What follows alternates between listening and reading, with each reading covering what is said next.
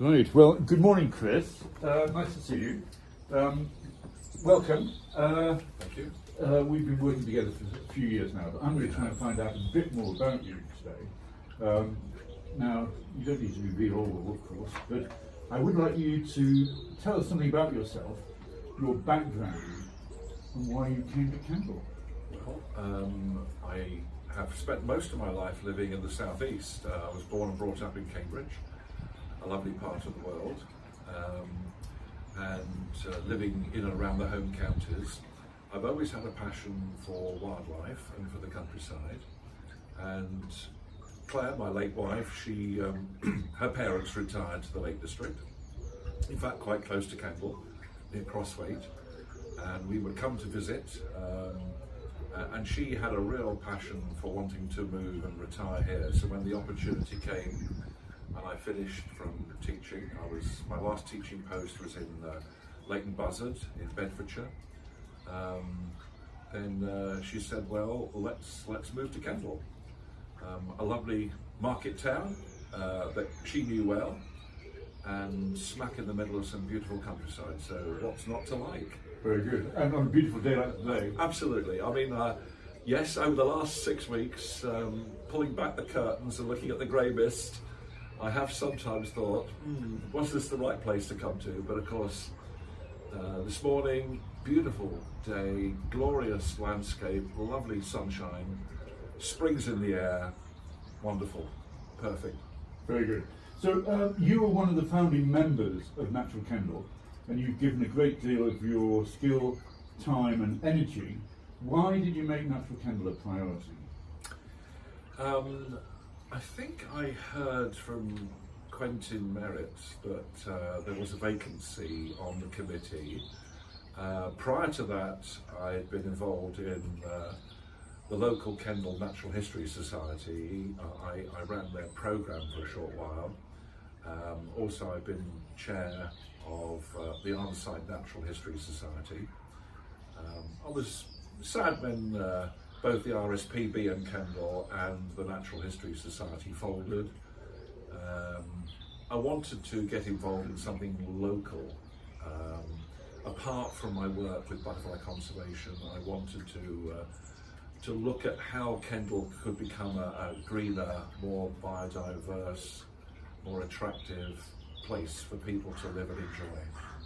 And that's been one of the main things that Natural Kendal has been about. Very much so. I found as soon as I joined meetings with you and others that I felt very much in tune with what Natural Kendal was trying to achieve, the way it was trying to be a bit of a hub, a focus, a facilitator to work with a whole variety of partner organisations. I've always had close links. I've always believed in close links with other societies that have similar interests and aims and objectives. So I've done a lot of work with Cumbria Wildlife Trust, which are wonderful. I've got friends in the National Trust and the RSPB.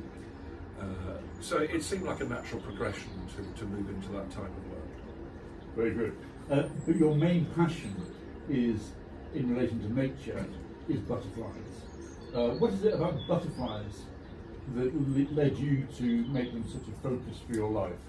Well, I think going back to the 60s, probably, if I can remember that far back, just, I think like most boys in those days, they would be fascinated by caterpillars. And indeed, I'm sure boys are too, but they have perhaps less opportunity to encounter these things. But as a young lad living in Cambridge, I would walk down the street. Everybody had to have a privet hedge to keep up with the Joneses. And of course, what do you find on a privet hedge in those days but privet hawk moth caterpillars, huge, big, cigar-shaped, cigar-sized caterpillars with a striking appearance. Wonderful to take one home, feed it on privet, watch it metamorphose into a pupa and then to emerge as a fantastic moth. So I think that was my early introduction really, and I've been pretty much hooked ever since. Very good. And you're chair now of Cumbria Butterfly Conservation Trust and on the national board of the charity. What is it that Butterfly Conservation Trust actually do? Okay, well, my term of office finally ended recently, but I have served for the last 9 years on the board, helping to manage. So in a dry sense, we have the legal responsibility to make sure that everything is managed properly, but we do help to steer major policy decisions. Obviously the executive and her team, the chief executive, they manage the day-to-day running of the operation, but it is an environmental charity. It's based in Dorset. It has 31 branches throughout the UK. Cumbria is one of those branches. Each branch has some autonomy, but obviously we work under the umbrella of the central office. We have had a staff of over 100, but with COVID and cutbacks, it's been difficult. But we're involved in making sure that the financial side of the operation is a success, that all the staff are happy, and that we have an overall strategy. The strategy is very much focused on 2 or 3 key things. One is obviously to maintain our rare habitats for our rare species of butterflies and moths, which are under threat. We've lost 4 species of butterfly over the last 100 years, 60 species of moth. We don't want to lose any more. We're one of the most nature depleted parts of Europe, if not the world. And so we want to play our part in keeping those butterflies and moths healthy and happy. We also are very much aware of the importance of people keeping in touch with nature, being in tune with our environment, with the loss of biodiversity generally. We feel that butterflies and moths are the canary in the coal mine. If they're suffering, then it pretty much means that everything else in the food chain is suffering. They're an indicator species. They're very accessible. People love to see them. If you see a butterfly in spring, late March, early April, it's perhaps a brimstone or a tortoiseshell, it brings a smile to everybody's face. It's a lovely thing to see. It brings joy and it reconnects us with our natural environment. So my work through the Trust has been a joy, and on my work in Cumbria has been an equal joy. So what are the main threats to butterflies and insects generally? Well, I think as evidence mounts and emerges, the role of climate change cannot be underestimated. I would suggest it's becoming very, very serious. It's an ongoing threat, far greater than even most people thought just 5 or 10 years ago. There's absolutely no doubt about it that is a key driver that's accelerating the decline of so many of our species. Other threats include intensification of agriculture, a common agricultural policy that has been hell-bent on food production almost at any cost to the environment. To me, I passionately believe we can have good, healthy food production and a good, healthy environment. I don't see them as mutually exclusive at all, but policy decisions, government decisions have driven a policy that is very much not helping. Also, the greater use of insecticides, pesticides, fungicides, herbicides, chemical sprays of all manner, neonicotinoids, and so on. It's an ongoing threat. The removal of hedgerows, grubbing up of hedgerows and copses, the reduction in marginal land, new monoculture techniques that have moved away from the traditional mixed farm towards farms that specialise more and more in production at any cost. So all these things have come together. We've seen that's led to a fragmentation of our sites. We've always been nature depleted in terms of woodlands. We have the least woodland cover of any country in Europe. Some of our management practices really are not helping. So we need a whole shift in culture towards A, recognising the importance of our natural environment, and B, managing our land for food production and indeed for the building of housing estates and all the other things in a different way, in a way that recognises that we need to keep connected with nature and we need to maintain our biodiversity. So what is it that you think we can do to help butterflies and moths in particular? Yes, I mean, everybody can play their part, and I've heard some people say, well, I'd like to, Chris, but I've only got a window box, or I've only got a patio with a few tubs.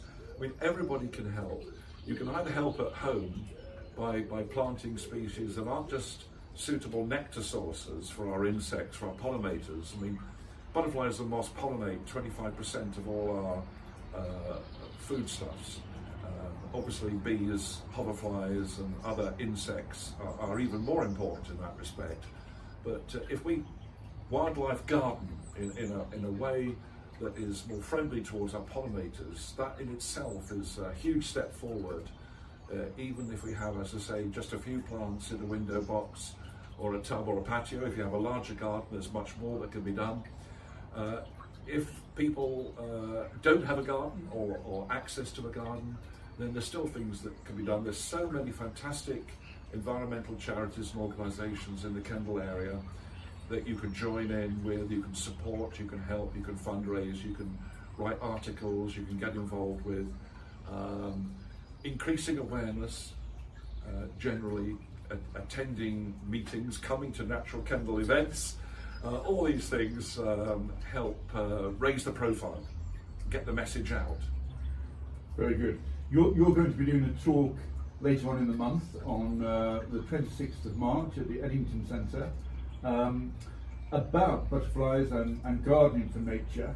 Could you give us a little preview of what you'll be talking about?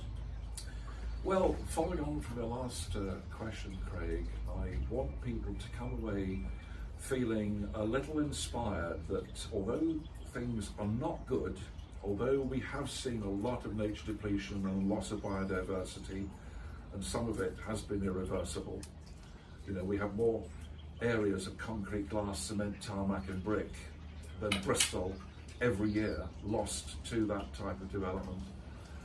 Despite that, they are things we can all do. I want people to go away from the talk thinking, I can play a part, I can do something, no matter how small, it all helps. So I'll be giving information on which species of plants, be it annuals, perennials, shrubs, trees, bushes, hedgerows, grasses, all these things that people can do, or they might know people who can help. If we have a big attendance and people go away feeling that there are things that they can do, and I want to give a message of hope. So despite the difficulties that I've mentioned and the state that we are now in, they are things that we can do. It's not all gloom and doom. They are positive things that we can do that will really make a difference. I've seen, for example, Butterfly Conservation reintroduce the marsh fritillary to various parts of Cumbria, and I've seen the way a butterfly that is rare and localised that we thought we'd lost in this part of the world is now flourishing. So we can make a difference, be it at home, in our parks, in our gardens, in our nature reserves. They are things that people can do and contribute towards. Very good, excellent. Well, we're looking forward to that talk on the 26th of March, 7 o'clock at the Eddington Centre. And we've also got something else coming up within Natural Kendal, and that is a festival on the theme of gardening for nature, and that's on the 18th of July. Could you say something about last year's festival and what people might be able to expect from this one this year? Well, I think we were all blown away by the success of last year's festival, and I'm going to raise a glass to that. Oh, well done. It's actually a coffee, and very welcome. No, I think we perhaps thought a few hundred people would turn up, but when well over 1,000, I think 1,150 or thereabouts attended, there was a real buzz about the place. Upstairs in the shopping centre now, part of Kendal College, and I know that this year we will either be there again, which was a wonderful venue, or in the town hall, and obviously that will be confirmed and it'll be in the publicity. So watch out, watch this space. I'm using this message to promote the festival. There were lots and lots of stalls from the environmental organisations, some I've mentioned. So the Swift Group, you know, the beekeepers, Cumbria Wildlife Trust, the National Trust, all these, Butterfly Conservation, all these environmental groups. And there are lots of wonderful groups like this around Kendal and other organisations. They were all invited, many of them came. Do come along to their stalls and find out what they're doing and join in. That would be great. Sign up. Get your name down on the list. Also, there were lots and lots of excellent talks by a whole variety of speakers. There were lots of visual presentations, interactive things. There were things for children, things for families. A wonderful photographic exhibition that I'd love people to enter. Get your photos of wildlife. There's information on the Natural Kendal website. Find out all about it, how you can enter, and there'll be a display of all the best photos and indeed a rolling display of all the entries. So please come along and support this event, and you'll love it. And it's free. What's not to enjoy? Well, thank you very much for that, Chris. That gives a very good introduction to what people will be able to hear more about at the end of the month, and we very much hope that people will come along. Thank you. Pleasure. Thank you. Very good.